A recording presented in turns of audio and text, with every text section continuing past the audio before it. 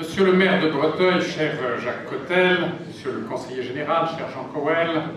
monsieur le président de la communauté de communes des vallées de la Brèche et de la Noix, cher Alain Vassel, madame la vice-présidente de la région, monsieur le conseiller régional, monsieur le député de l'Oise, cher Olivier Dassault, chers collègues sénateurs, chère Caroline Cadieux, c'est avec grand plaisir que je prends part une nouvelle fois à cette cérémonie des vœux de la commune de Breteuil. Et grâce à l'organisation parfaite de la municipalité et des services municipaux, les chaises sont là pour vous permettre, mesdames et messieurs, de subir la longueur de nos propos. Et en même temps, qu'elles ont permis d'attendre les quelques instants nécessaires pour que nous puissions tous, dans le cadre de notre ronde des vœux qui a commencé, être présents en venant les uns et les autres, pour la plupart d'entre nous, d'autres localités du département. Alors certes, l'actualité de 2011-2012 est une actualité complexe et contradictoire. Il y a des choses qui avancent, il y a des préoccupations, et au plan local et au plan national. Parmi les choses qui avancent, il y a tout ce que le maire de Breteuil a cité concernant les équipements et la vie de sa cité de manière plus générale, concernant tout ce qui est fait grâce à la municipalité de Breteuil, en particulier pour l'animation culturelle de la commune, mais bien au-delà de la commune. Il y a la vie de vos différents équipements, il y a votre intercommunalité qui se développe, et par exemple, le très beau projet qui a été commenté ces dernières semaines de réutilisation du château de l'Oasis à Breteuil pour y implanter le siège de la communauté de communes et pour y réaliser un centre de formation. Cela me paraît être en effet un très beau projet pour l'identité et pour l'avenir de ce territoire. Il y a des préoccupations tout naturellement, et Jean Coël rappelait les difficultés du dossier de Rouvroy-les-Merles, qui est malheureusement depuis de nombreuses années un site gaspillé, avec un patrimoine immobilier réel, mais en attente de projets. Et ceci est une préoccupation très justifiée pour le canton de Breteuil, préoccupation que, je n'en doute pas, en fonction des moyens dont il pourra disposer, le Conseil général de l'Oise sera en mesure de reprendre mieux que cela n'a été fait par le passé. Il y a, au titre des préoccupations, le sujet relatif à la défense de l'environnement, dont plusieurs orateurs, à commencer par le maire, ont parlé, c'est-à-dire la question du centre de stockage d'Ardivillers. Question complexe sur le plan technique, complexe sur le plan juridique, et qui a déjà, beaucoup de personnes le savent dans cette salle, fait l'objet de nombreuses expertises, de démarches administratives, de démarches contentieuses, qui a mobilisé des avocats divers et variés, et ceci pour arriver à la situation, à mon sens, très peu satisfaisante, qui a été décrite par le maire et le conseiller général de Breteuil. C'est pour tâcher de mieux comprendre et autant que possible de dénouer cette situation que la ministre de l'écologie, Nathalie Kosciusko-Morizet, a été sollicitée, et c'est pour lui soumettre cette question, pour appeler son attention sur les craintes qui qui s'expriment ici, en particulier sur les problèmes de qualité de l'eau potable et de l'eau destinée aux divers usages de la commune de Breteuil et des communes voisines. C'est pour tout cela que nous avons souhaité la voir, et compte rendu sera fait naturellement des résultats de cette rencontre. J'ai cru constater, chers amis, lors des réunions d'élus locaux du canton de Breteuil, qui ont été nombreuses au cours de l'année 2011,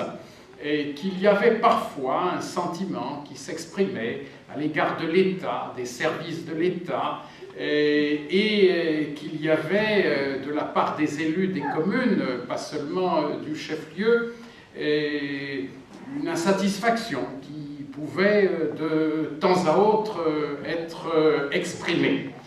Les débats relatifs à l'intercommunalité en ont été l'occasion. Et pour Caroline Cayeux, notamment comme présidente du Grand Beauvaisis, mais comme rapporteur général de la commission départementale de coopération intercommunale, comme pour moi-même avec elle, ce fut un thème extrêmement présent dans toutes les rencontres que nous avons eues sur le canton de Breteuil en 2011. Et la préoccupation exprimée, par exemple, au titre du CIVOM de Breteuil, nous a conduit récemment, fin novembre, en séance de la dite commission départementale, à souhaiter qu'un temps de réflexion puisse être ménagé et que, sans nier le moins du monde l'opportunité d'aboutir à une évolution des structures, à une rationalisation des structures, on puisse opérer avec tout le soin nécessaire et de manière à respecter le travail fait par les élus. En tout cas, ne pas interrompre le travail des élus de ce CIVOM, qui se trouve être encore un CIVOM actif et disposant de compétences réelles, ne pas interrompre ce travail d'ici la fin de l'actuel mandat municipal en 2014. Les changements sont naturellement toujours difficiles à admettre, mais surtout quand ils sont perçus comme des régressions, comme un service public moins bien assumé, comme des tâches moins bien rendues à l'égard de la population, alors que la réforme, le changement, doivent avoir strictement l'objectif inverse, c'est-à-dire améliorer, faire en sorte que ce soit plus simple, plus pratique, plus efficace et à meilleur coût. C'est cela l'objectif d'une réforme territoriale, et d'une manière plus générale, c'est cela l'objectif d'une politique à conduire dans cette période de crise, en effet, et de manière à tenir compte de la réalité telle qu'elle est. Alors, mesdames et messieurs, chers collègues, j'achèverai ce propos précisément sur les enjeux de portée nationale, avant qu'Olivier Dassault ne soit amené à s'exprimer, mais en le faisant, puisqu'elle l'a souhaité, au nom de Caroline Cayeux, en même temps qu'en mon nom propre. Certes, l'année 2012 s'annonce comme une année difficile. Et c'est une année où, paradoxalement, beaucoup de promesses risquent d'être faites. Moi, je voudrais émettre un premier vœu au seuil de 2012, c'est le vœu que nos concitoyens soient lucides et ne croient pas les promesses qu'on va leur faire, n'est-ce pas? Que les promesses, ils les examinent, ils y réfléchissent bien et qu'ils les passent au crible de leur bon sens et de la réalité. Car, nous le savons bien, quand nous aborderons le second semestre de l'année 2012, et naturellement, en espérant nous retrouver tous ensemble à ce moment-là,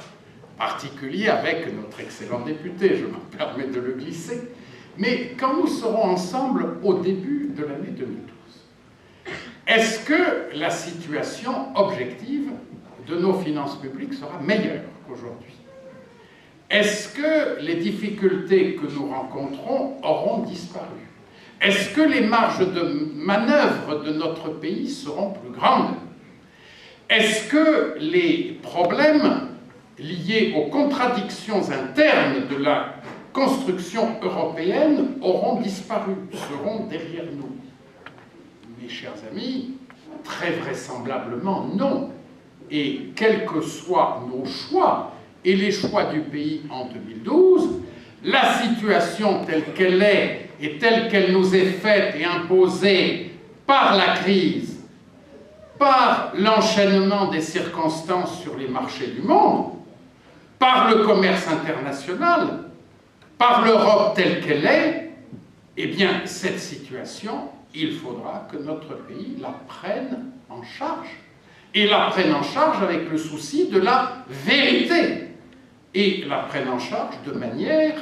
à défendre nos emplois, notre compétitivité, voire notre identité et notre indépendance dans un monde aussi difficile et dangereux que celui que nous connaissons. Alors, ce vœu, mesdames et messieurs, que l'on veuille bien, en écoutant les promesses, faire preuve du réalisme nécessaire et faire fonctionner le doute systématique. Ce vœu, c'est en même temps celui que les gens de bonne volonté sachent trouver ensemble le chemin du bien commun. Qu'est-ce que cela veut dire? Cela veut dire que les problèmes à résoudre sont légion, que les moyens pour les résoudre, et en particulier les moyens financiers, sont limités, et que l'on serait bien inspiré dans ce pays, que ce soit à l'échelle de nos collectivités territoriales ou à l'échelle de la nation, une fois le débat démocratique intervenu et les arguments échangés, de se mettre à la tâche pour reprendre un à un,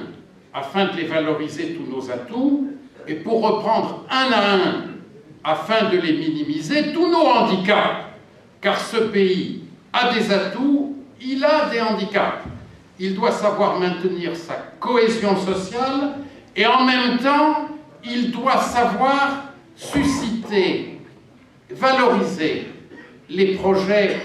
d'entreprise. Je sais que le maire de Breteuil est très attaché aux entreprises, aux petites et moyennes entreprises en particulier. Eh bien, pour que l'esprit d'entreprise puisse régner dans ce pays, il faut naturellement que l'environnement y soit favorable et que l'on ait une vision positive du travail qui est fait par ces entreprises, par ces créateurs d'emplois, par ces investisseurs. Vision positive sans naïveté, bien entendu, parce que notre monde est complexe, que la convoitise est là, et que le comportement des humains a toujours été plus ou moins dirigé par cette convoitise. Mais il n'en reste pas moins, mesdames et messieurs, que l'on ne peut pas aujourd'hui prétendre apporter des solutions miracles en niant la nécessité de renforcer la compétitivité et les moyens de nos entreprises et de nos créateurs d'emplois. Donc, mesdames et messieurs, en ce début d'année 2012, voilà les enjeux dont nous aurons l'occasion de reparler à maintes reprises, mais je suis sûr que la commune de Breteuil, que le canton de Breteuil seront bien placés dans ce chemin, dans cette progression, car c'est une commune, c'est un canton où l'on sait se rassembler pour défendre ses intérêts, en particulier ceux des professions qui y sont représentées, et pour tracer tout simplement son chemin, en sachant que le monde est difficile, que cela nécessite des efforts, mais en reprenant cette image, n'est-ce pas, de la charrue qui péniblement fait son chemin, trace sa voie, et d'une certaine manière, c'est probablement avec cette image l'allusion à des valeurs qui sont permanentes, quelles que soient les professions et leur représentativité dans notre pays. Faire allusion à ces valeurs, c'est, je crois, une manière de rendre hommage à la ville de Breteuil et au canton de Breteuil. Merci de votre attention.